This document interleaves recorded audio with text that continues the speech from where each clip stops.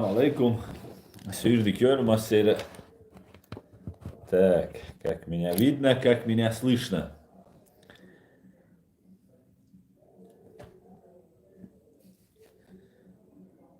Хезисо, Гойсо.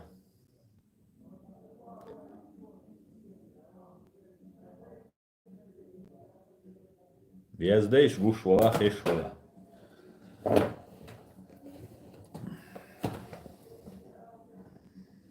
Так, может, я не вижу ваш комментарий.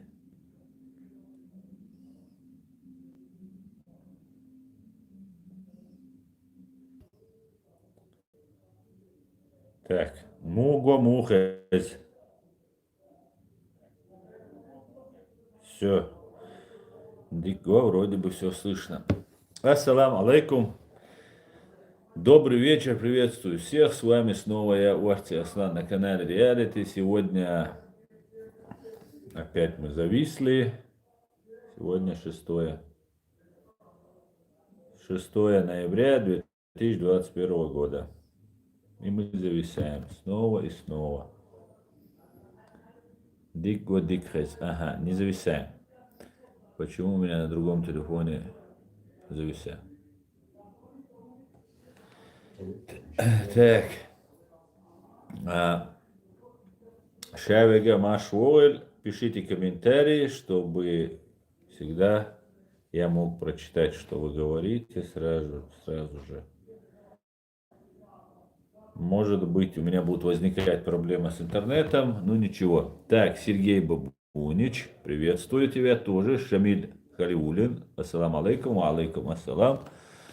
Ули, алейкум салам. Всех приветствую, друзья. Давайте приступим. Сегодня у нас тема касается «Добрый вечер», Джеки Чан. Приветствую. Сегодня я бы немножко обсудить тему, связанную с падением из окна очередного путинского террориста. Хамзату алейкум ассалам, США, Америка, ва алейкум ассалам. Шавега Машвоэль. Аслан, фон поменял. Да, сегодня фон поменян. И пока так будет.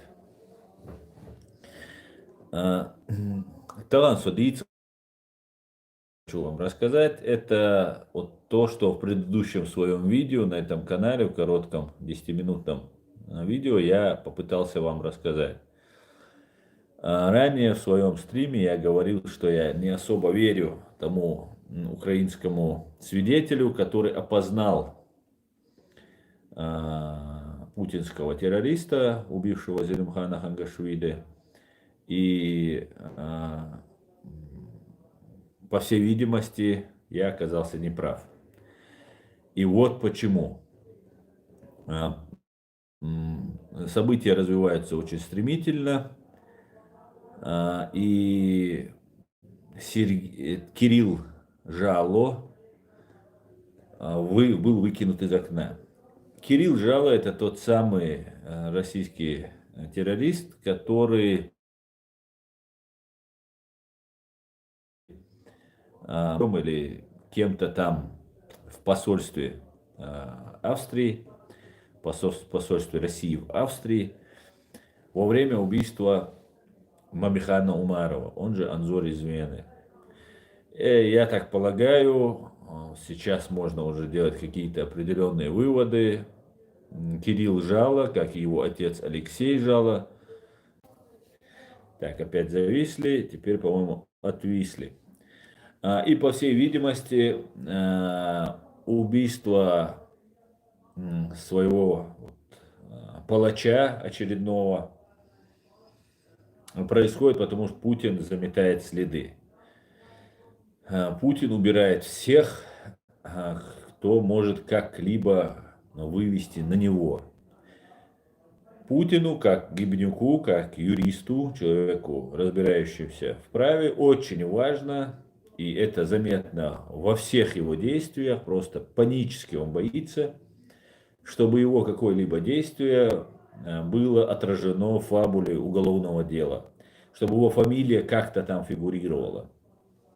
Это очень важно человеку, юристу, да, Путин врет безбожно, но при всем при этом он понимает, если его фамилия как заказчика одного или нескольких заказных убийств появляется, опять мы, кажется, зависли, но это проблема с интернетом у меня тут, поэтому не удивляйтесь. Поэтому я, наверное, сегодня стрим буду делать не очень длинным. Постараюсь немножко рассказать по этой ситуации и ответить на ваши вопросы. Путину очень важно, чтобы он не оказался в списке прямо обвиняемых. Да? Хотя доказательств больше крыши, и мы все прекрасно это знаем. Путин не просто убийца, Путин массовый убийца, Путин фашист, террорист, военный преступник. Поэтому не до конца Путина обозначают тем, кем он является. И мы всячески будем этому способствовать, чтобы Путин как можно быстрее оказался на скамье подсудимых, или же он, чтобы ебахать, всегда ебать,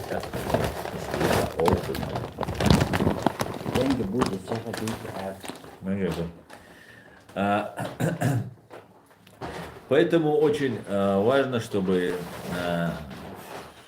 в процессе, в уголовном деле, в судебном деле фамилия Путина фигурировала. Так как для него это очень важно, мы будем всячески этому способствовать. Задавайте ваши вопросы, и я сейчас потихонечку буду на них отвечать. Убийство Зелимхана Хангашвили, как известно, произошло в 2019 году. Буквально за несколько месяцев или за несколько даже недель до убийства Зелимхана Хангашвили Кирилл Жало был переведен из Вены, из Венского российского посольства. До того, как его перевели, как известно, мы все об этом знаем, был убит Анзор из Вены, блогер Анзор из Вены, Мамихан Умаров. И можно с определенной уверенностью сказать, что Кирилл Жало, как его отец, который занимается, и вот Беллинкет об этом нам рассказывал, что попытка убийства, отравления Навального, Карамурзы младшего, там еще кого-то, дело рук вот именно вот этой группы убийц и террористов. Так, мне здесь Line Vision пишет: ассаламу алейкум, Асан, говори как можно более структурированно, извиняюсь. Ну вот, пытаюсь всячески говорить структурированно. Структура заключается в том, что есть российские посольства, это бандпритоны. Это бандпритоны, которые занимаются...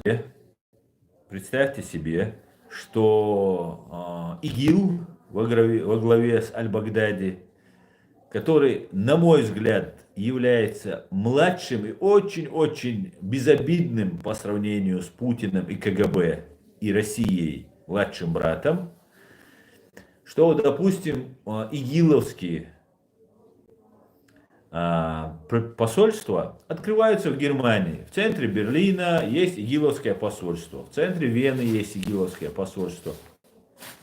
Просто одна проблема. Игиловцы, они не говорят, что они игиловцы, и делают вид, что они нормальные люди. Так вот, именно этим и является российское посольство, российские диппредставительства, которые являются здесь. Они, опять же говорю, занимаются наркотиками, заказными убийствами, курирование разных банд-группировок, которые они здесь создают. И в этом направлении, вот читаю ваш комментарий и отвлекаюсь. И в этом можно сказать, что российские посольства представляют просто колоссальную угрозу для Запада и европейских стран. Но я тут разговаривал с одним немцем, и он мне говорит, слушай, говорит, да, все, что ты говоришь, это верно, это правильно, но есть крупный бизнес. Если крупному бизнесу нужно, то права человека, международное право, там еще какие-то принципы, на которых строятся вот все вот эти европейские страны, западные страны, они, которые есть здесь, из русских домов, которые есть здесь по Германии, могу сказать, курируются, финансируются разные чиновники, покупаются эти чиновники. Ну, коррупция цветет пышным цветом. Вот, вот как-то так происходит ситуация. И Кирилл Жаров, который выкинут был из окна, я считаю, что без сомнения он выкинут был из окна, ну, с 99% уверенности могу утверждать, что его выкинули. Может быть, он был уже без сознания. Опять мы зависли, опять мы вернулись. И вот такая вот ситуация происходит, что Путин демонстративно для запугивания других своих предателей, своих подонков и преступников, таким образом запугивает их. И ему плевать, он абсолютно не ограничен никакими моральными рамками, никакими принципами, человечностью, там, порядочностью. Это вообще, это смешно, если в отношении него говорить, да, и вообще он сам будет смеяться, и КГБ будет смеяться, если говорить вот о таких вещах, о каких-то принципах морали, нравственности и так далее. Этого всего, конечно же, у них нет. Так что давайте почитаю ваши комментарии, чтобы не повторяться, так как буквально 10 минут или полчаса назад я выкладывал, и час назад выкладывал видео 10-минутное о этом падении. Давайте почитаю ваши комментарии. Так, каждый нормальный человек, говорит Фриман антипутинист, вспоминая путинскую Россию, должен повторить старую истину. Карфаген должен быть разрушен и не уймется, пока не будет разрушен. Абсолютно так. Шпатлевку плохо положили на потолке. А разве видно потолок? Вроде потолок не видно, нет? Не видно? Это обман зрения, она. Да, и это такой, ну, такая обделка всего этого. Это новая мода. Да, это так как-то делается, наверное, так это. Так.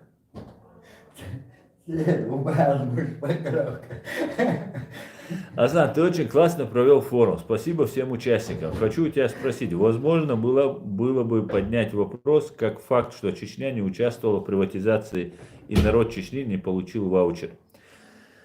Эд, салам, приветствую тебя, рад тебя снова наблюдать. И вот та тема, которую ты постоянно поднимаешь, она очень важна. И могу сказать, да, чеченцы не получили никаких приватизационных чеков, в приватизации Чеченская Республика не участвовала. Нас в это время закидывали бомбами. Поэтому, да, это очень хороший вопрос. Я просто вот с этим вопросом как плотно не заморачивался, не вникал как следует. Но этот вопрос очень важен, который нужно будет обязательно поднять и обсуждать, потому что советская собственность, в которую вкладывались наши родители, наши дедушки, бабушки, она была поделена, в том числе и наша, между собой. Все, что у нас было, оно было уничтожено. Поэтому очень важный, нужный вопрос, и я надеюсь, кто-нибудь обязательно его будет поднимать, и я в силу возможности тоже буду его поднимать. И еще это было бы очень хорошо, если бы на разных форумах где-нибудь ты тоже писал бы разным именно осведомленным в этой области людям и собирал информацию, потому что только вместе мы можем вот эту гигантскую ложь, гигантский вот этот фейк, хоть как-то его растормошить и как-то его ну, хоть как-то его сбить. Так. Хамзат Гилаев, ассаламу алейкум, ва алейкум салам, ассаламу алейкум, админ и весь чат, ва алейкум салам, смотрящие. Так, если бы Чечня была предоставлена независимость еще во время Джохара Дудаева до войны, она давно бы шла путем западного развития. Валерия Новодворская, Фриман, антипутинизм. Да, именно так, и именно таким путем мы пойдем. Мы географически, территориально и ментально близки к Европе. У нас всегда был демократический строй в нашем чеченском обществе, с учетом 400 лет войны. Конечно же, наша демократия имела немножко признаки военной демократии. Ну, принцип избирательности всегда присутствовал, плюрализм мнений всегда приветствовался, и в этом наше чеченское общество всегда отличалось и гордилась тем, что мы вот такие демократы давным-давно. Хотя у нас тут произошла подмена понятий, и нам сейчас пытаются втюхать то, что не имеет корня ни в прошлом, ни в будущем в нашем обществе. Хотя, конечно, нам рассказывают, что это не так. Асан, я пишу всем, кто доступен, но как только читают мой вопрос, меня блокируют. Один из них это Гордон из Украины. Да, Гордон, конечно, интересный человек. Ну ты продолжай, Эд. Я тебе за это очень благодарен. Продолжай, пожалуйста. Асан, я не могу топить против России, пока не заберу чеченцев от 16 до 60. Я боюсь от России мести, как 44-го, как в фильтрационном лагере ПАП и так далее. Корлеон. Да, это, конечно же, мы все прекрасно знаем, что происходит. Так, оставим эфир спонтанный или запланированный, говорит Хамза Гилаев. Эфир спонтанный, можно сказать, в определенной степени спонтанный. Вчера я не успел его провести, и сегодня мне написала Леди, и Ури мне вчера писал, и сегодня. И я решил все-таки провести, хоть и не очень удобно здесь, очень шумно здесь. Это сейчас мы тут разогнали всех. И так чуть-чуть у нас тут появилось, а так здесь нельзя было даже перекричать друг друга.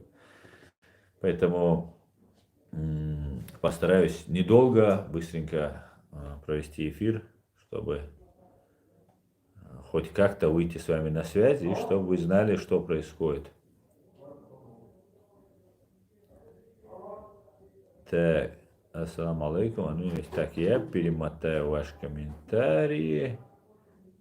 Асан я не могу топить. Так, Асан я пишу всем. Так, это было при входе 1 лайк, при выходе 3 лайка. Принцип мафии.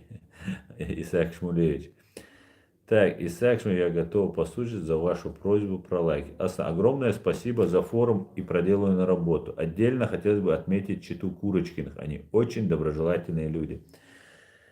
США, Америка, это говорит. Да, США, Америка, спасибо и тебе большое, спасибо, что смотрите и поддерживаете. Форум, на мой взгляд, удался, но это только первый шаг. Мы только заявили о том, что вот мы собираемся сделать, хотя людям тоже, что это не просто человек сидит где-то у себя там и рассказывает какие-то вещи, что у нас есть единомышленники, что у нас на самом деле у нас есть очень много единомышленников, очень много людей, которые поддерживают направление, путь, выбранный нашим первым президентом Джохаром Дудаевым, которого мы придерживаемся. И никакого другого пути от себя мы ничего не придумываем, мы ничего не собираемся делать, до нас это уже все сделано. И мне абсолютно несложно вести. Опять мы зависли. Так, на чем я остановился? Так, мы были, опять зависли и сбились. Поэтому Это первый только шаг, который мы сделали. Это просто была заявка, которая, я надеюсь, будет поддержана нашим обществом, и не только нашим обществом. И я вижу эту поддержку, пока потихонечку. Поддержку я ощущаю не такую, хотя я не думал, какая она будет, насколько мощная. Я просто делаю то, что считаю нужным. Как говорится, делай, что должен, и будет, что будет. Мы будем всячески доводить до сведения европейских стран, мирового, международного сообщества о тех проблемах, которые возникают у нас. Ну, еще у меня одна возникла мысль, которую я пытаюсь реализовать, и немножко это займет еще больше времени, чем, ну и так практически все время мое занято вот тем, чем я сейчас занимаюсь. Но я вот подумал, что, смотрите, на протяжении многих лет, мнения, с точки зрения экспертного мнения, я говорю о русских. Русские говорили о нас и решали наши внутренние дела, говорили о нас и так далее. Но я решил, что раз есть очень много экспертов по чеченцам, то я стану экспертом по России и русским. И я буду говорить не только про Россию и Чечню, то есть про Россию я говорю там, где это связано с Ичкерией, с Чеченией. Я буду говорить и о российской политике, я буду говорить о российских либералах, которых здесь на Западе очень расширю свою деятельность и собираюсь делать отдельные или не отдельные, совместные, делать видеообзоры, аналитику именно российской политики, российских оппозиционеров, конечно же, тоже, хотя они не самые главные у нас, но они тоже тут имеют большое значение для Запада. Буду заниматься вот этим вопросом. Так что, если вы довольны таким, то появится первый чеченец, который будет эксперт по-русски. Хотя, конечно, я не первый чеченец, но на сегодняшнем небосводе или небосклоне буду я. Так, ассаламу алейкум, маш вовель, ассаламу алейкум, ассалам бамут, маш вовель, хо вовель, ше верга, маш вовель, вежери, ижери, маш вовель, шадеше. Русский либерал заканчивается на чеченском и украинском вопросе, говорит. Да, именно так, Фриман Антиподенис, и ты, как обычно, снова прав. Так, давайте посмотрим, что вы мне еще писали. Эд Мамедов. Так, Аслан, да поможет тебе Аллах, говорит Ичкерия, Ичкерия. Дейл рейс хуйлонса турпалваш, дал си дойла. Так, очень хотелось бы услышать комментарий про форум от Ахмеда Закаева, говорит Эд Мамедов. Но этого, наверное, вы не дождетесь. Этого вы не дождетесь, Эд. Этого вы не дождетесь. Не дай бог, боже дать. Так, Аслан, проведи эфир на расслабухе, главное подольше. Да, Амзат, я проведу эфир, но вот в силу тут разных сложившихся обстоятельств мы проводим очень много времени в общении. У нас тут собралась очень такая хорошая команда. Команда очень компетентных товарищей, скажу, очень осведомленных, очень опытных людей, с которыми мы проводим иногда часовые дискуссии. Все по шариату, как мне подсказывают, как и должно быть. И это занимает очень много времени. Мы записываем разные видео о разных событиях, которые происходят. И пытаемся подготовиться к тому решающему удару, который мы собираемся нанести по нашим недругам, то есть фашистской России и ее прихлебателям.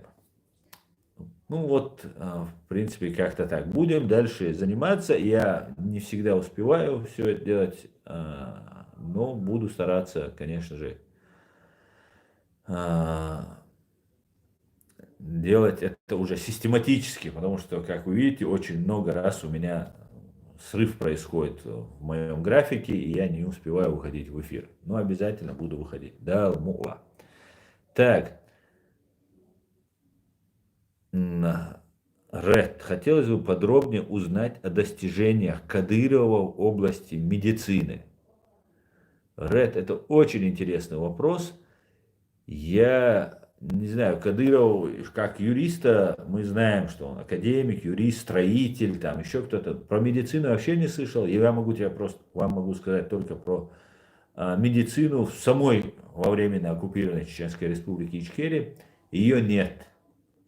Знаете, что говорят люди, которые приезжают сюда, в Германию, на лечение, когда говорят, ну как же у вас ведь там супер большие медицинские комплексы, там туда-сюда, там рассказывают по телевизору российская пропаганда, говорят, у нас в больницу, если ты хочешь умереть, езжай в больницу, говорят так. В больницу чеченцы не ездят, особенно в Чеченской Республике. Нету никакой больницы, нету никакой вообще, ничего там нет. Это вот это есть медицина по-русски, которая добралась до бедной многострадальной Ичкерии. Поэтому нет там никакой медицины. Аслан, ты можешь стать экспертом, если ты мощнее России и оружие, и ядерное оружие есть у тебя. Если что, ставь России ультиматум. Нету же ничего у тебя. Аслан, ты можешь стать экспертом, если ты мощнее России. Ну, скажем так, ядерного оружия нет, но я мощнее России, отвечаю. Да, потому что за мной правда, понимаете? За нами правда. Ну, вот в этом и есть наша сила.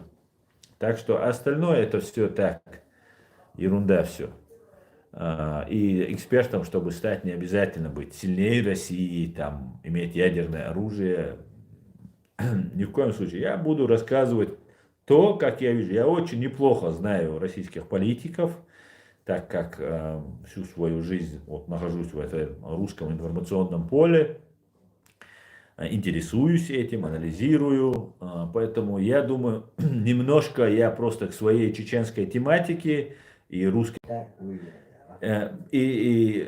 потому что русские эксперты без зазрения, без стеснения, не зная ни одного слова, ну, может быть, одно слово, может, они и знают по-чеченски, становятся экспертами по чеченцам. Так не бывает. Если ты эксперт по ком-то, ты должен не просто знать их язык, да, недостаточно даже знать язык, ты должен знать всю кухню, если ты эксперт, да, в этой области, в какой-то определенной области, неважно в какой. А я знаю намного лучше любого русского эксперта по чеченцам. Я могу стать более лучшим экспертом по русским. Поэтому я думаю, я могу себе это позволить, и это будет очень интересно, если я этим займусь. Мне кажется. И я думаю, многим людям будет полезно знать настоящую правду про разных Миловых, про разных там других оппозиционеров, которые себя таковыми позиционируют и представляются такими ярыми противниками, а в душе оставаясь такими же имперцами, как и Путин. Хотя позиционируют себя противниками, опять же, Путина. Поэтому так и будем работать. Так, ничего не могу сказать по этому поводу. Эти коды, они сейчас уже везде вводятся, мне кажется. В ресторан не запустят без них. Поэтому пока ничего не могу сказать. А сам видишь, сколько людей еще приходят. Давай подольше, бро. Обрывается связь, поэтому я бы хотел особо... И сейчас, если сейчас тут начнется движение, вы меня просто не увидите и не услышите. Здесь толпы будут. Туда табунами, сюда табунами. Поэтому вот так вот.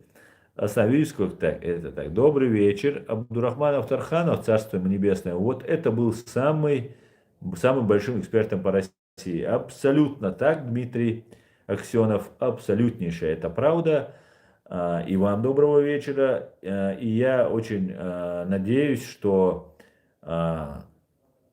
тот вклад, который внес Абдурахман Авторханов, толику этого вклада мы тоже сможем внести для победы правды над абсолютным злом в лице фашистской России.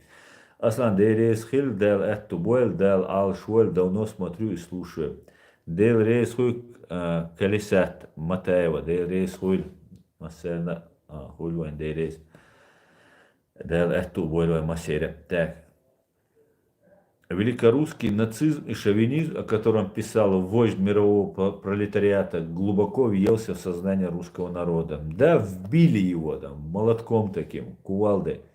Аду давлетук, ассалам алейкум, витаю шалом. Ва алейкум ассалам, аду давлетук, маш воваль. Асна, что-то госдеповские гонцы зачистили в Москву улус. Твои соображения. Идет такой передел, такое решение проблемы. Ни для кого не секрет, что когда разваливался Советский Союз, Соединенные Штаты, Великобритания сделали все возможное, чтобы Российская Федерация сохранилась. Это было под видом сохранения ядерного оружия, бактериологического оружия, там, биологического оружия и так далее, и так далее. Вот решили, что вот будет хорошо, если русские будут контролировать хотя бы Российскую Федерацию, то есть татар, якутов, чеченцев, дагестанцев, ингушей и всех-всех-всех. И что эти люди уже привыкли, и им не нужно жить без России, и никто особо не парится по этому поводу, и не парились на самом деле, кроме Татарстана и Чеченской Республики. Больше особо никто из Российской Федерации выходить не хотел, и в этом смысле Запад можно понять. В первую очередь я говорю об Америке и о Великобритании. И взамен за это... Тоже не секрет, очень большие контракты, разные крупные деловые, интересные, заманчивые предложения получали тут на Западе, в первую очередь Америка и Великобритания. И вот по ходу вот этих событий, которые сейчас разворачиваются, Америка и Великобритания вот не могут так взять и отрубить. Знаете, сами себе вырастили проблему на голову, посадили свинью за стол, она им ноги на стол. И теперь, имея колоссальные вложения в Россию, колоссальные свои какие-то там завязки, они вынуждены как-то аккуратненько решать эту проблему с Россией, потому что слишком много заинтересованных. И этим пользуются. Именно этим как бы это и объясняется, на мой взгляд, вот эти встречи, переговоры, там, я уверен, Путина уже слили, Путин это уже вчерашний день. Другой вопрос, как он уйдет, другой вопрос, как быстро он уйдет, слили или там от него отреклись и на нем поставили крест, это не значит, что завтра же Путин должен будет снять. Нет, у Путина есть очень сильно, он долго укрепил, как мог.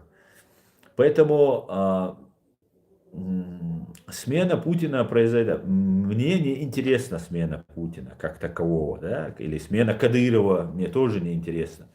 Мне интересно развал России. Развал в смысле выход добровольный, не насильно. Кто хочет, пускай остается. Якуты, буряты, татары, хотя я в них сомневаюсь, что они захотят. Кто хочет, пускай остаются. Может, Армения вернется. Много веков Армения была очень верной. Пускай присоединяется к России. Я не против.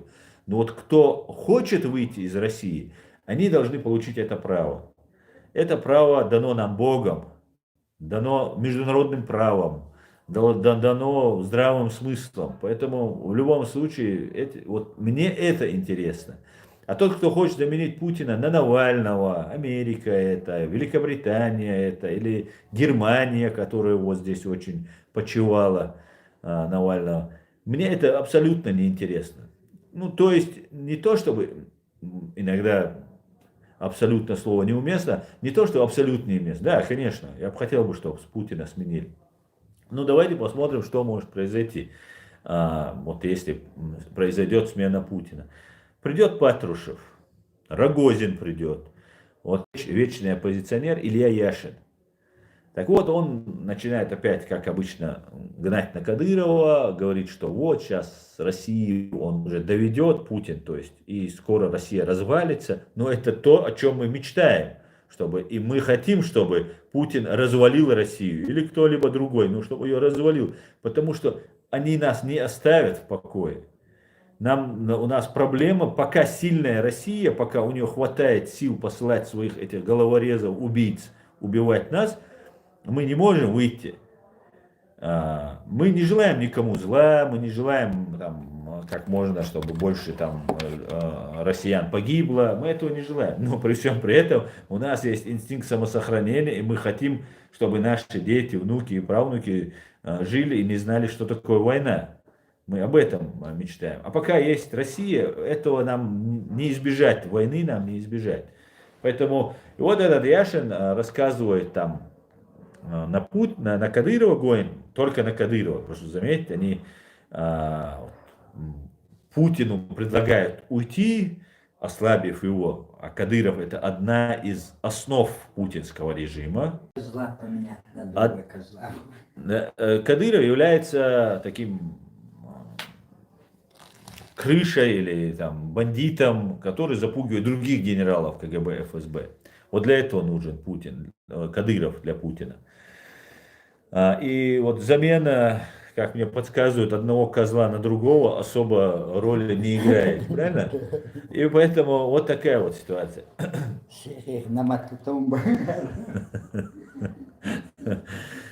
Вот эта ситуация, которая развивается. И вот Илья Яшин нам показывает Рогозина. Рогозин известный русский фашист, который зигует, то есть руку поднимает, еще давным-давно есть у него на митингах, он там стоит, зигует. Всем известно, что это обычный русский фашист, такой матерый русский фашист, который называет у себя, я может потом выложу или на следующем стриме об этом подробно расскажу, называет Кадырова царем. Но это ничего страшного. Мы уже привыкли, что эти фашисты и ублюдки называют своего чиновника, которого они могут в любой момент поменять, называют нашим царем. Абсолютная ложь. Царем у тех, у которых никогда не было вообще никакого феодализма, дворян или так далее. Потому что мы все были дворянами от мала до велика, от самого рождения. Он называет его царем зверей. То есть, и это очень плохой сигнал. В 1999 году, когда товарищ КГБшник Путин взорвал свои дома и убил 307 русских женщин, детей и стариков, где-то за границей выступая, он сказал, что дома взрывали, еще тогда не были задержаны в Рязани ФСБшники, дома взрывали звери. А если это звери, то это бешеные звери, сказал тогда Путин. После этого начались массированные бомбардировки Чеченской республики Ичкерия. И мы знаем, что погибли сотни тысяч женщин, детей, стариков, мужчин. Вот теперь ублюдок, конченый мерзавец Рогозин, фашист, который с батута собирается летать в космос, нам рассказывает, что мы звери, весь чеченский народ звери. До этого есть такой депутат Федоров, Евгений Федоров, говорящая голова Путина, который озвучивает его вот эти идеи. Он нам рассказывает, что нужно уничтожить народы. У меня как-то была вырезка, где-то я об этом еще писал, надо будет найти, и вам это все зависит. Федоров говорит, что вплоть до уничтожения народов. Речь уже с намеками на уничтожение народов. И вот здесь возникает мысль, что русские приготовили очередной геноцид, народоубийство чеченцев. И это будет происходить под видом борьбы с Кадыровым и кадыровцами. И миллион, которых Кадыров выводит на митинг, как они говорят, миллиона, конечно, там не было, но тоже большое количество людей вывели насильно. Всех бюджетников, всех родственников бюджетников и так далее. Вы это все чеченцы без меня знаете. Так вот, сейчас нам, чеченцам, и об этом надо сейчас подумать как следует и как-то сформулировать, что нам нужно делать, нам нужно, во-первых, заявить абсолютное несогласие с Кадыровым, вообще его неприятие, вообще. Рогозин должен обязательно, вот его это высказывание должно быть нами зафиксировано и обязательно должно быть припомнено, должно быть это все преподнесено миру и людям, объясняя. Потому что после того, как Путин сказал, что те, кто взорвал дома, имея в виду нас, свои дома, ими же взорванные, что мы бешеные звери, последовал геноцид. Точно так же нацистская Германия при Гитлере точно так же обозначала людей разными животными и потом их уничтожала. Сперва расчеловечивают, сперва делают из него зверя, а потом уже можно зверя убить. Особенно если это бешеный зверь. Поэтому мы должны очень внимательно отнестись. Во-первых, мы должны категорически разделить чеченский народ и подрусских, и неважно, Кадыров это или нет, всех подрусских. И еще нам самое важное, очень важно, отделить себя от России и от русских. Вот что мы должны будем сделать. Это надо как-нибудь сформулировать, это только сейчас в процессе осмысления, нам еще нужно думать, говорить, вы тоже пишите об этом. Это очень-очень опасный сигнал для нашего общества. Русские фашисты готовят очередное народоубийство. Сигнал есть. Мы знаем, что они готовы, у них план по уничтожению чеченцев есть всегда. А вот когда они его будут осуществлять, когда они подойдут к осуществлению этого плана, вот мы к этому Кадырова ни в коем случае. Точно так же всегда называйте Кадырова российским чиновником. А вот те ублюдки, которые борются, знаете, я раньше у себя говорил, знаете какая ситуация? И там же этот Рогозин и говорит, царь зверей со своей бандой, бывшие боевики, он говорит, бывшие эти бандиты, головорезы, ну как-то так. Так вот, они там нам сообщают, есть другая часть ублюдков, которые подрусские, и которые ставят упрек Кадырову и вот окружению Кадырова, что они когда-то брали оружие и воевали против России. Мы их предупреждали, не я, а вот наше чеченское общество всегда, и они сами это должны были знать, предупреждали, что рано или поздно с ними покончат. И время то, что с ними покончат, уже подходит. А эти подрусские, которые Алханов и другие третьи, десятые, они, Хасбулатов, там еще кто-то, эти люди клянутся России, что они никогда против России не воевали, и мы вот из поколения в поколение были за Россию. Начнется, когда Мочилова, кадыровская, вот этой банды, большому сожалению, будет убийство чеченского народа. И возникает еще опасная ситуация. Та ситуация, о которой нам еще тогда Джохар Дудаев рассказывал. Депортация чеченцев.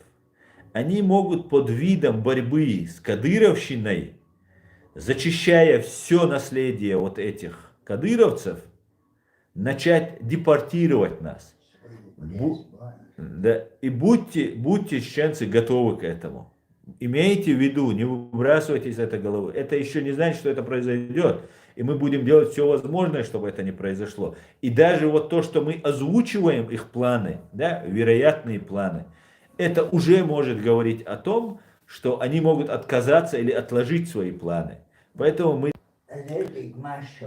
И правительство наше, большому сожалению, ничем фактически, таким анализом каких-то событий, освещением этим не занимается.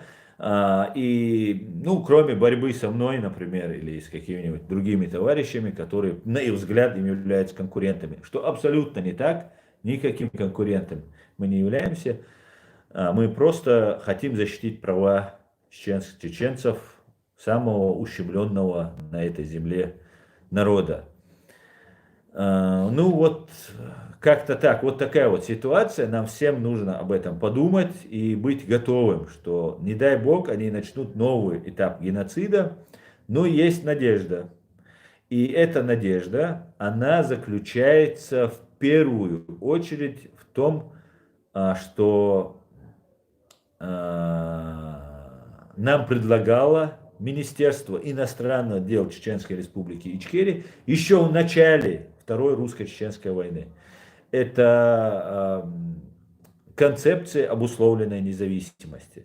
Это когда мы попросим, когда тогдашний министр иностранных дел Ильяс Ахмадов предложил эту концепцию обусловленной независимости, это когда международные институты берут, пока мы не изберем себе президента, парламент, пока мы не изберем себе самое главное, очень важный момент, судебную систему.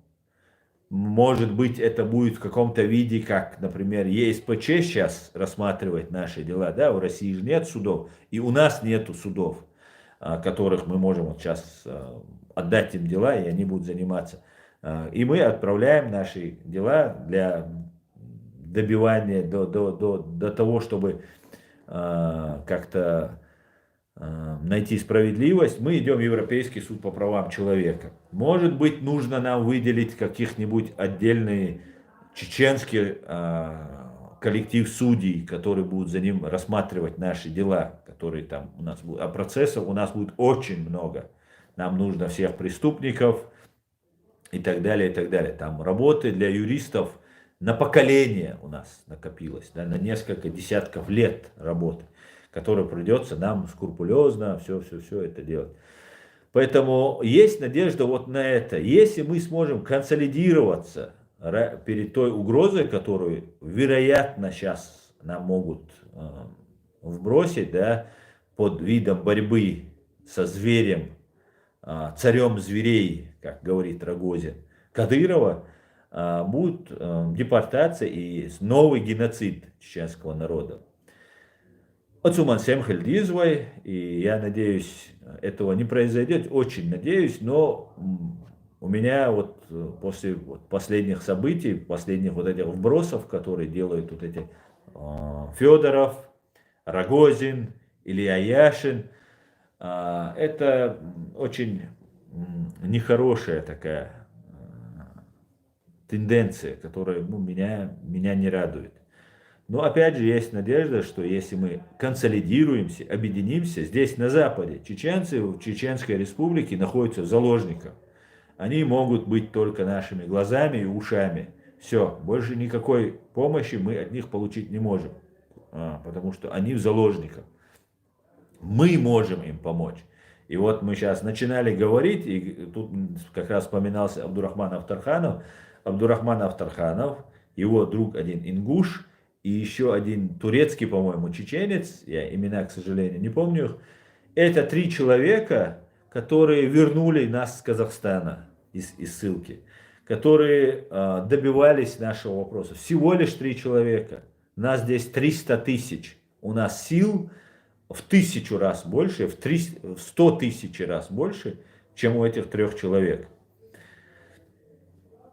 Ну, посмотрим, как мы будем использовать нашу силу. Да, Мулла, мы все поймем, в правильном русле поймем.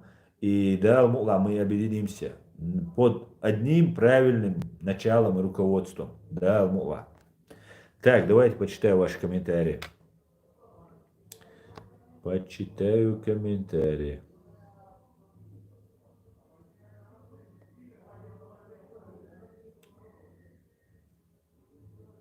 Аслан, жилет, станок, дух доли, ах, чеченец, чеченский.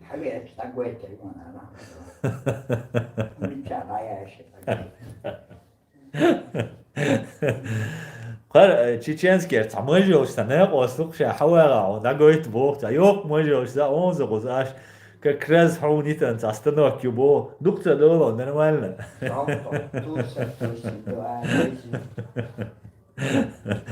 Док, отцо, камел де, камел, а куда был, и камел дешвеш. Жилец много удори, ладно, надо ты еще. Боже, благослови Америку, говорит Адуда Влитук. Амин, амин, я Аллах, амин. Аслан, ты наше умное и грозное оружие. Да, хорошо, что вы так думаете, хотя бы вы так думаете, хоть это не соответствует. Так. Так, я перемотаю, друзья. Мир справедливым, Ичкерия была, есть и будет. Да, Мула Хакер.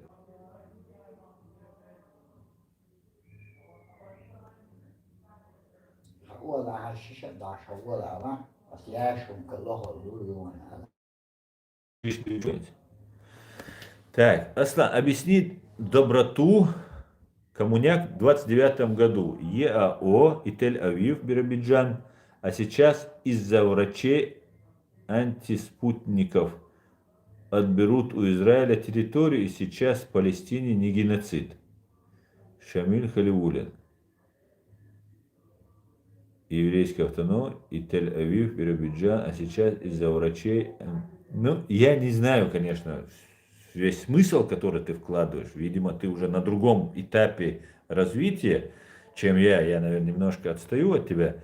Поэтому я, наверное, не совсем понимаю вопрос, что там Биробиджан, Тель-Авив и так далее. Но я тебе скажу, если бы Сталин любил евреев, он бы дал им не Биробиджан, который никто до сих пор не хочет там жить, а дал бы какие-нибудь Сочи или Крым, да, самые такие курортные, как и Израиль, Приморье, все такое. Поэтому вот все вот эти антисемитские ваши вещи я не принимаю. Я не идеализирую евреев, я не идеализирую Израиль. Ни в коем случае. Я не идеализирую даже Ичкерию, если вы заметили. Я иногда ее критикую. Потому что идеальных нет. Но то, что из чеченцев сделали каких-то ярых террористов, людоедов и так далее, причем это сделали людоеды, точно так же из евреев сделали вот таких же пугало. Вот этим я в этом меня никто не переубедит, потому что я наблюдаю воочию все, что происходит. И очень много общаюсь с евреями, кстати говоря, которые очень, как и мы, чеченцы, знают цену слову. И это меня лично подкупает в любом человеке. Я думаю, у любого это вызывает уважение, у любого, кто держит слово. Поэтому и сейчас в Палестине не геноцид. Да, сейчас в Палестине не геноцид. Вот я тебе это могу ответить. Так, а если бы он там был, поверь мне, Лик, ты татарин, ни про татар, ни про чеченцев никогда не говорила, но хотя бы про своих палестинцев они бы трубили бы вовсю. Ну вот они не трубят почему-то. Только ты сейчас знаешь, что там какой-то геноцид. Вот с уйгурами, да, есть проблема. А вот с палестинцами там намного лучше дела обстоят. 79 привык бриться бутылкой. Аслан, посмотрим, что они делают в Ичкерии. Это большой колхоз молодежь. Аслан, посмотрите, что они делают в Ичкерии. Это большой колхоз молодежь. Да, Оля. Привет из Канады. Всем людям доброй воли. Все будет Ичкерия. Дима, приветствую. Все будет Ичкерия. Привет. Трифонов, это не люди простые, это вами выбранное правительство, никто его за вас не выбирал. Да, именно так. Слава Украине, слава Ичкерии, Александр Ковальчук. Героям слава, Александр. Бутылка дописаться. Кадыров, прекращай убивать из-за неприязни. Так, ассаламу алейкум, говорит Ибраим, алейкум ассалам, Ибраим, машвой. Так, Линна Vision. Line Vision. Чеченцам нужно учиться, образованных людей очень мало. Молодежь боится выходить из зоны своего комфорта. Да, именно так. Мы должны заразиться учебой, мы должны заразить детей этой учебой, мы должны все время заставлять своих детей читать книги. Вот и самое простое, читать книги, это, конечно, обучение в школе, обучение в университетах, получение образования, но вот читать книги обязательно, нам нужно образовываться, самообразовываться. Так, США, Америка. Асан, говорят, что история повторяется. Как бы ни повторилась она на примере Али Митаева, Хасила 23 февралем 44-94 годов. Да, к большому сожалению, история повторяется, иногда в виде фарса. К большому сожалению, США, Америка, это в наших руках, чтобы это не повторилось. На самом деле это в наших руках. Если мы консолидируемся, если мы правильно выберем путь, без вот разных отклонений в ненужную сторону, чтобы не стать инструментом, выберем одного лидера, за которым пойдем, на самом деле честного, объективного, справедливого, мужественного, умного, опытного. А такие люди у нас есть. Они сейчас пока в тени по разным обстоятельствам. Но вот если мы объединимся, мы сможем спасти тех чеченцев, которые находятся там, и улучшить положение наше здесь. И это все в наших руках. Это все в наших руках. Да, учим на лэрдуэльва, я Аллах. Так. При совке в СССР махровым цветом расцвели государственный антисемитизм, воинствующая ксенофобия, голодомор и геноцид депортированных народов. Риман Антипудин. Да, именно так.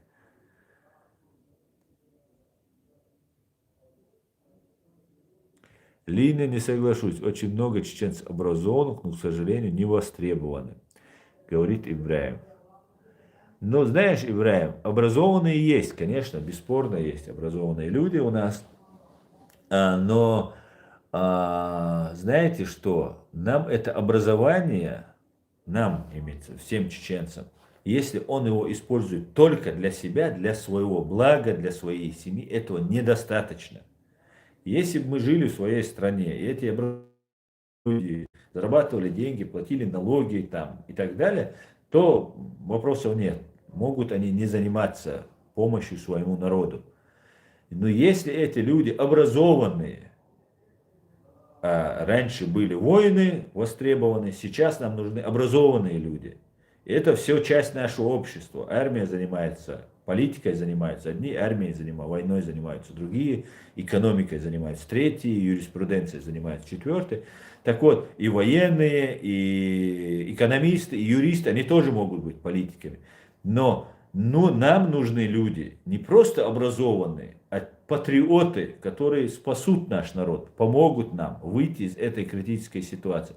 И если мы все образованные, и никто ничего не делает, то этого недостаточно.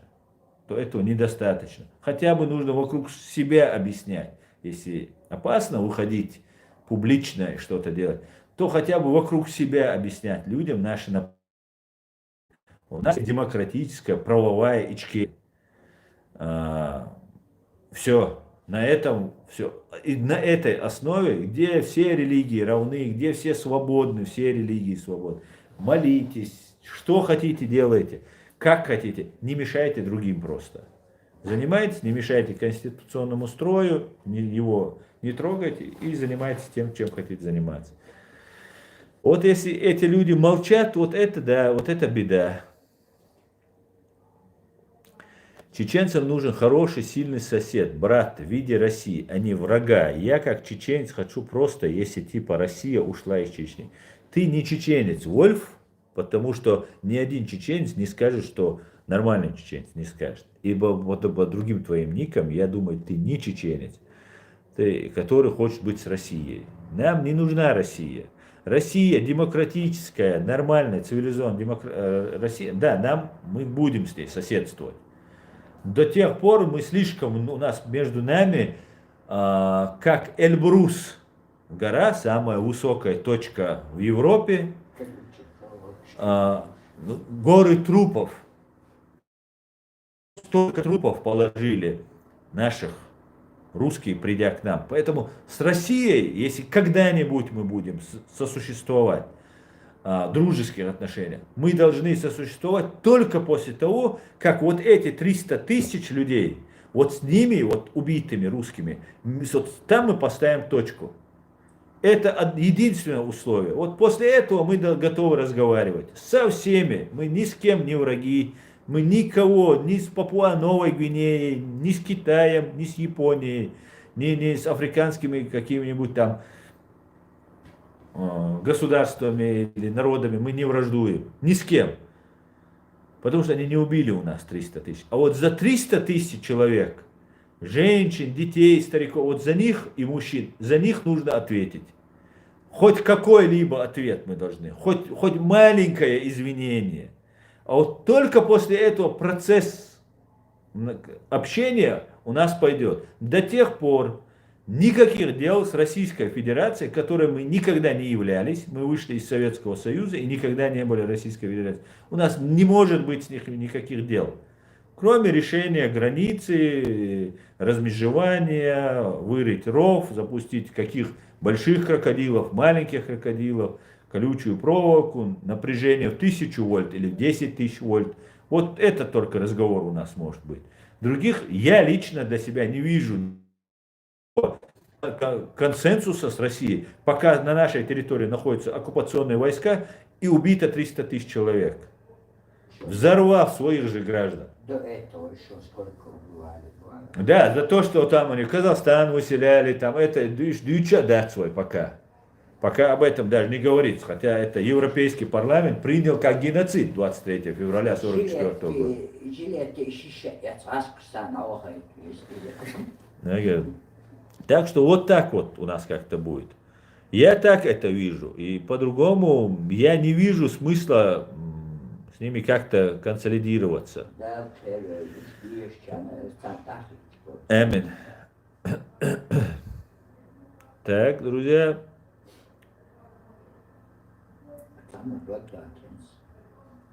Ешь мои, ешала.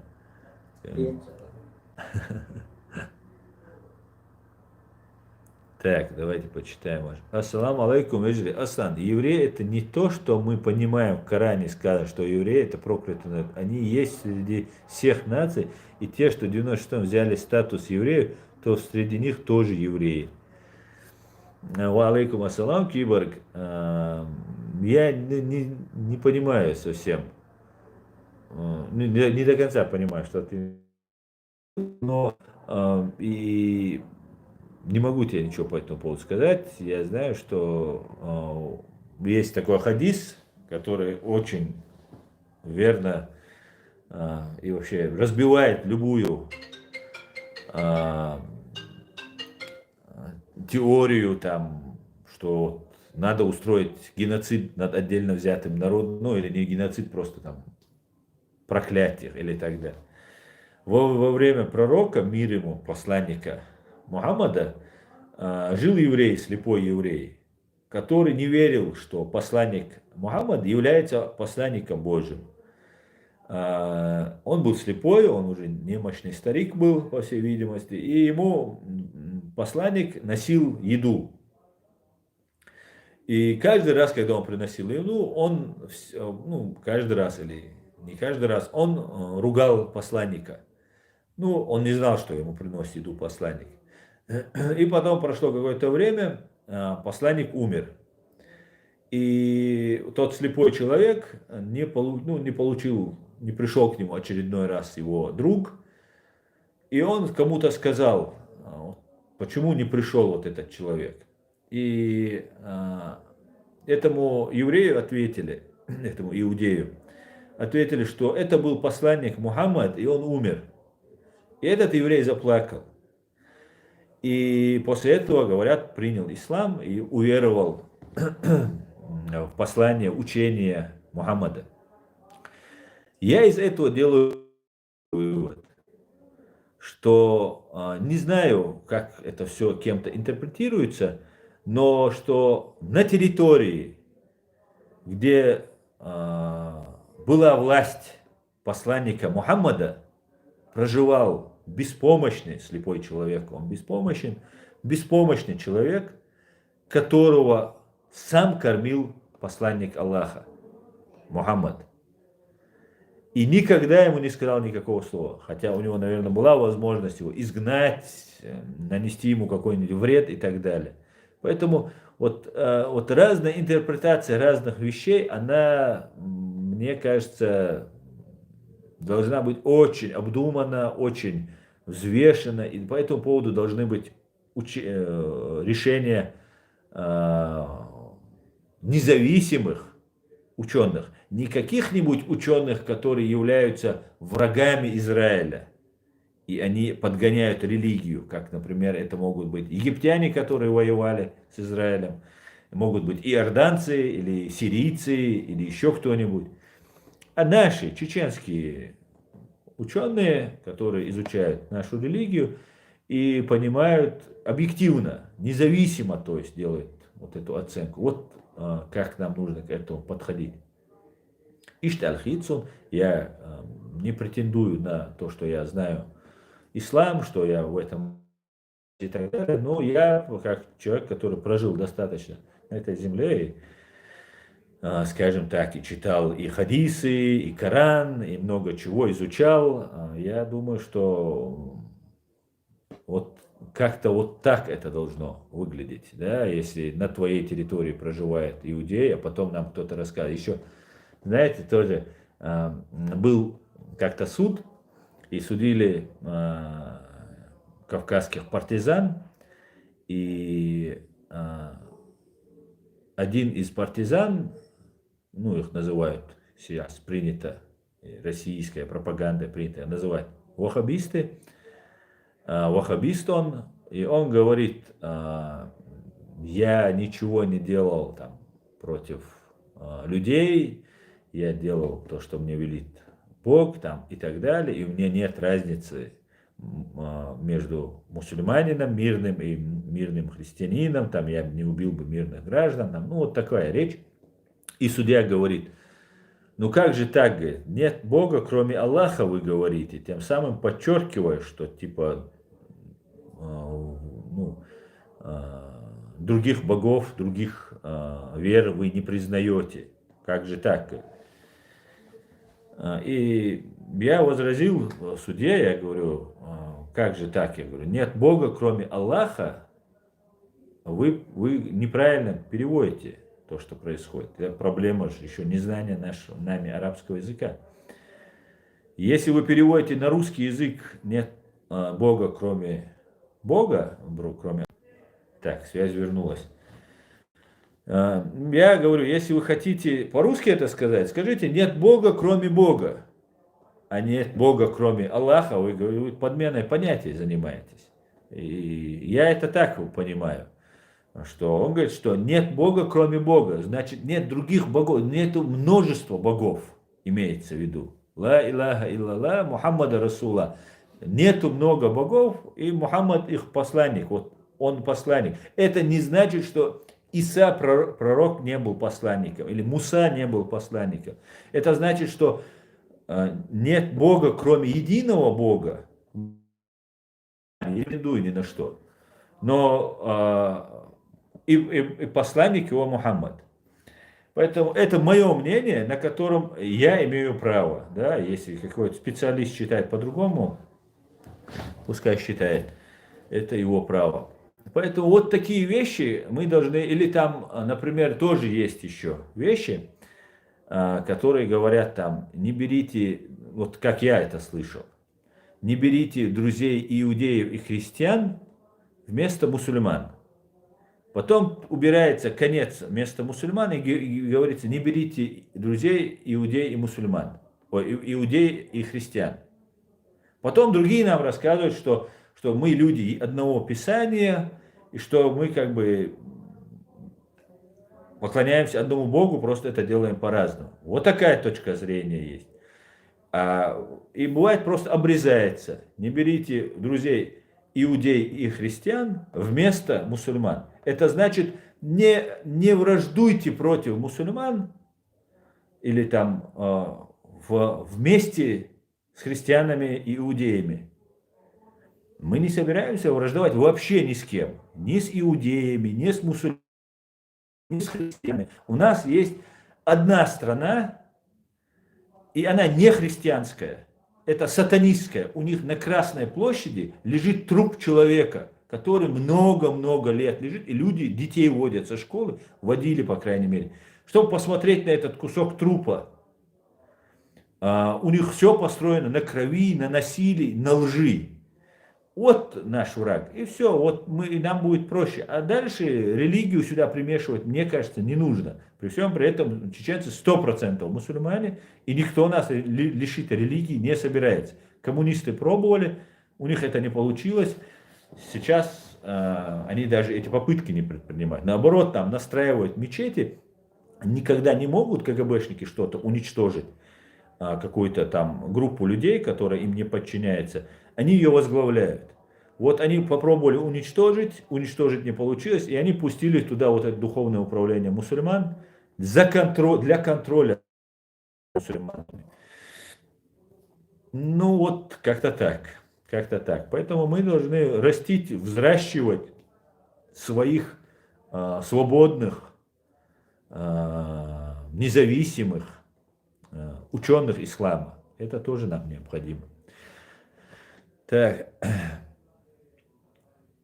давайте почитаем еще ваш комментарий.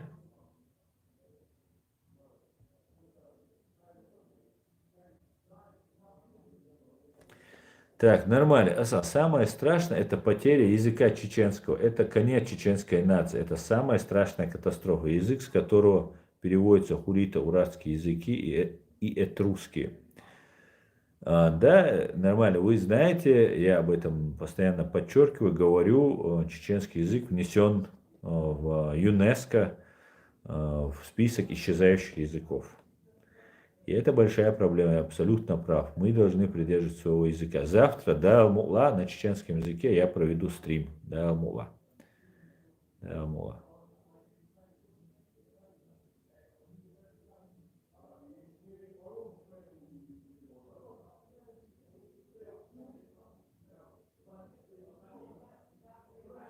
Так, они тебя от темы уводят, говорит Ури.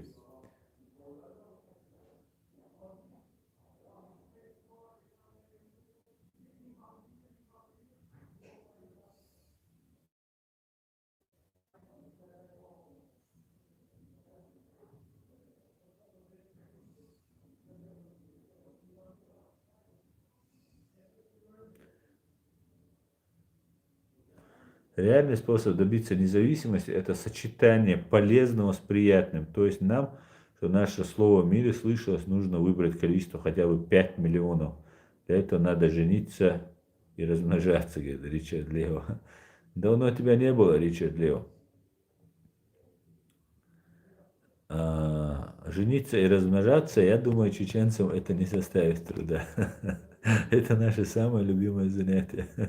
Жениться.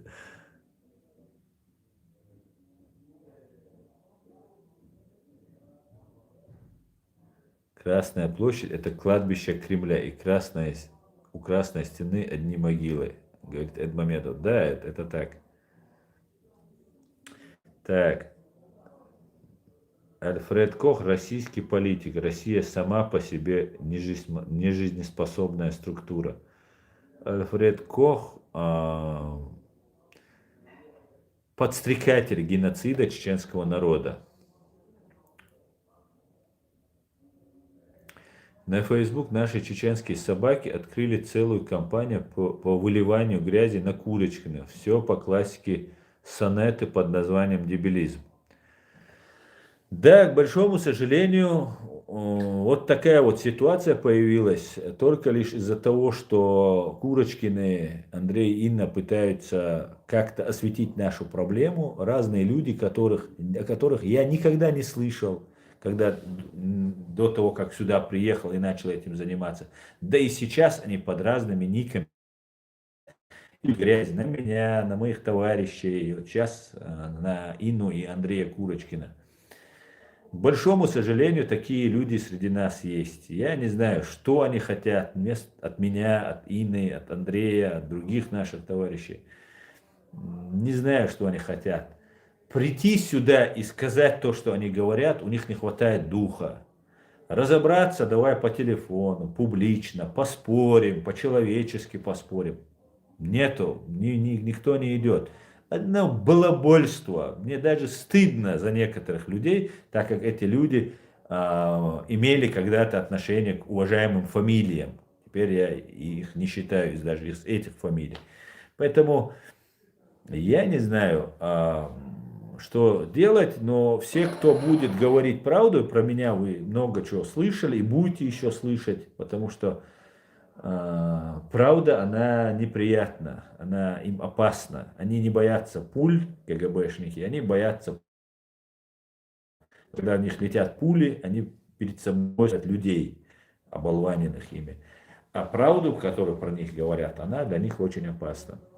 Поэтому я призываю всех чеченцев, тут еще один ублюдок появился, тоже Курочкиным, угрожает, и разные умники, и полуумники, полудурки, и недодурки, тоже сейчас на Курочкиных там что-то пишут, наезжают. Я прошу всех чеченцев, сун цаха, шуни Курочкина, шун гуш бешиш, извините, я пару слов по-чеченски скажу. Сун шунгуш бол чулбих и суниш боиш бахчан. Чохты бирзан буйшуна гоиш суна гоиш. Вайн годяш буй го суниш киса умадаст. А вай дүйч дега цан тоу, цан ишкиет вай дүйчна. Вайн годагяч буйш. И бухтер бех. Со ватсар уйца кивег ватсар дүйца га вай дай адмаш ду кидег ду. И вай аксайн боузари тер сей киетами ишкиет бо. أحتاج المن شوي حلقش شو غريوش حلقش أنا وزدخة ياين دايروش همش ليش تا هما شش دير دوتشا تقير مشتوش وينم خاتر هما ديدت حلقة اللي هنسا بوخشة تعدك حوليش شون لوكش اغو قص دوي دودا دوغش دلا تدودا دوغون آلي وات دولة وشعون سو إتخرون حيلا هيت إتخل يسو تأخرون حتى بمخيلة آلي حول والله أدين كنيت قص حقاتش بليت نيقن أبلتيت مدوشن إيش دلا просто أدمي كيبا سو تانيز دو داي سو نوخش دونش دار والوات نو أدمي كيبا سويقر غاف دالا أس نيست ألا أس ألشنخ سو شو تقيت إذا سبيخ براتشون أسألشونك شو تقيتر سؤال غيشتك شو نيس تقيتر إذا سبيخ نو أما إش ألا أسأولي حدول تنا جواب لردوك إنت إير واقعو إذاك إنت إير واقعو نوخشينك غاسقشن كلا عيلشوتك يوي لو بوي نوخشيو شندا نان وش وين كان عادي يقوخ وش تندلا شيدا نانا وينشان دادي ووشك تونتي تغيش تو عددتي مسخادو اصلا انت اللير بوش تألش حقو شما دات هر اللير الحقو شما دات اللير بوش تا دوش تا وصل تا بوش قميل شدو وصوتك اصلا مسخادو انهم السقوات الخلش بوس حقاليش هو قالش حقوش حودولش قاصدوش قاصديش ده حاول تامشين ساهمش دو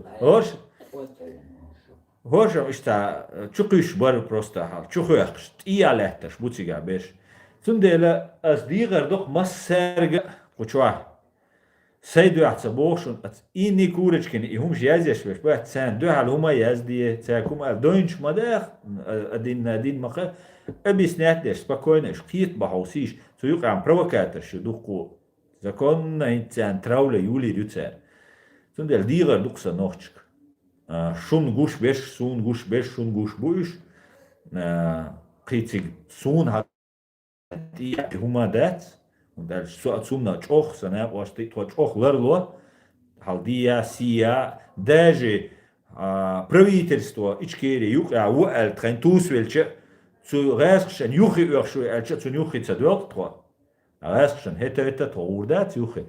Цундела, дель угушвег, Allah лучше знает, дал волю хорду, حين كيرا دق شواهدو أما إناخا وين بقلا وديش بوشون أسأل شما غاسق شلا دو قيتا قيت أما غاسق شو الشاء الشاي بيخبو إلوتشخش إيش أو دزدر إيش غاسق إنت بيسان باتر بيسنم بو إيش просто وين إيش بات ويواش إيش ترجع تبغى تسندل إيش أتعشبو إيش دقو ألسم قلور بو إيش قلوش بوشونش سوي يزدش بوشونش Taip, эмнаш. Ну, тебя жюкте бу украинч, бу гаски, бу шеберша бу.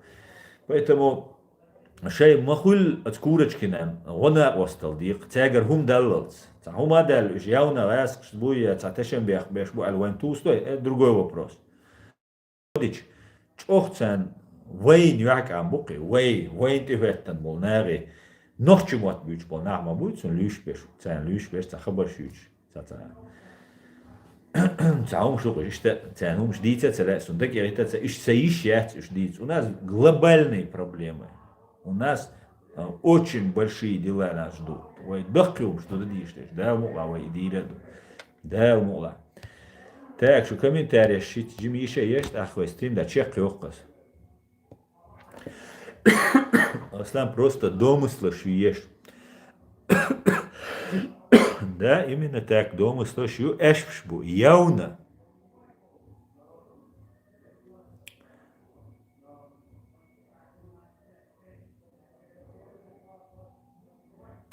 Леди, Дейр Астан, когда я писала на канале Анзору, где-то видео, где ты сказал на Масхаду что-то, пусть выставят видео, и на Анзора тоже что-то сказал, где видео.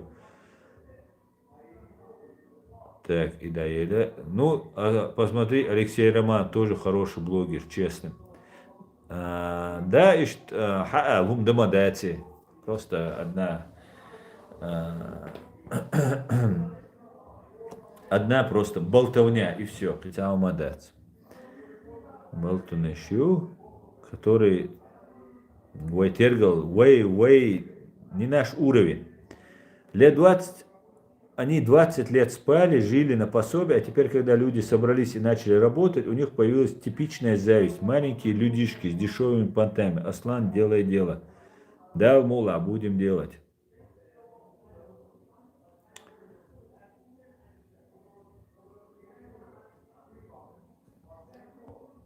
Витаю, пан Аслан. Витаю, пан Нонстон, мистер. Привет. Так, мы в эфире. Ну, у нас опять...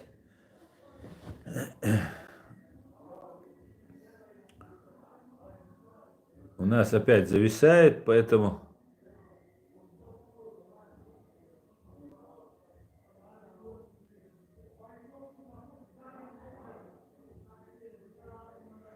Так, боху хал хумдат просто болтанаю хаду аль вохчунг уид чунг гбшник из болтавняят хитайн. Болтавня ючек аю бадек дич. Und elche as вохчун вучуна гбшник цаэлла чохларадина is олак. Хосан болнаха аноним никщо вахойшан хадюл хаэл шей дег открыто ГБшник вучун вохчун as элла эле хаэл дамадат чуэл. Что до цум придумывать, дешь харскушду.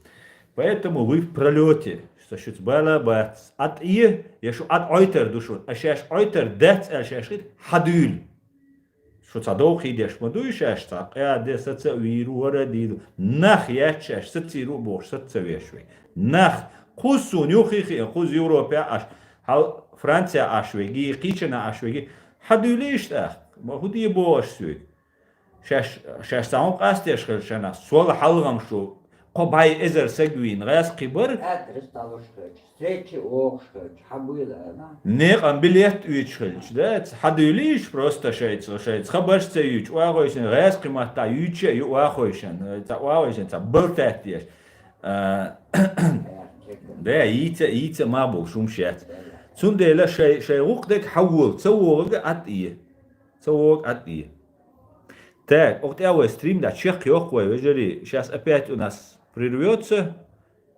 На больных не обижаемся. Да, на больных не обижаемся.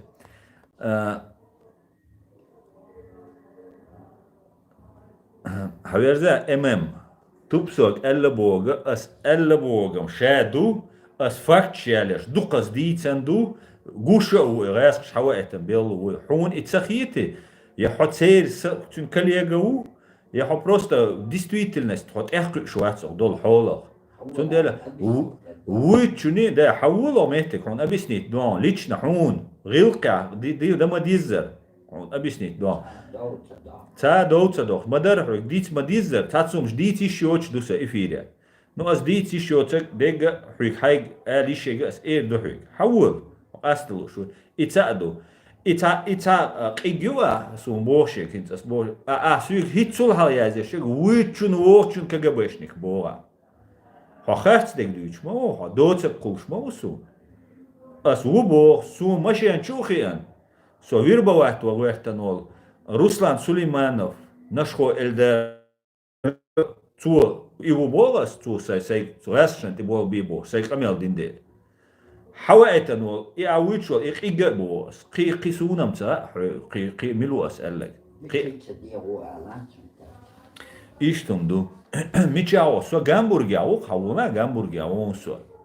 Хон лучек со ти вогон. Awala abisnit down dietsa duitson no hochart deg duitschkeler a hitson wuitchun wochun as kegebeshnik ol boga tsunaga ajwap dal dizer down bехти волчу ши бехти лат дизер бон вайшинна мегер до сорик ришкину حولا ابيزاتنا سون بروست كوردنا حدول اول شو حتى دوغ دا واخو شي غاسقي محتلات وشات تا موتش ليلو ليلتش حدول جازي لا ما حتى لا Мегер дудах, дерез хуш хаусер. Спасибо, что смотрите, спасибо, что поддерживаете. И все будет ичкерия. Адикюэль, маш оль, бюсте, алюэль. Спокойной ночи. До свидания, друзья.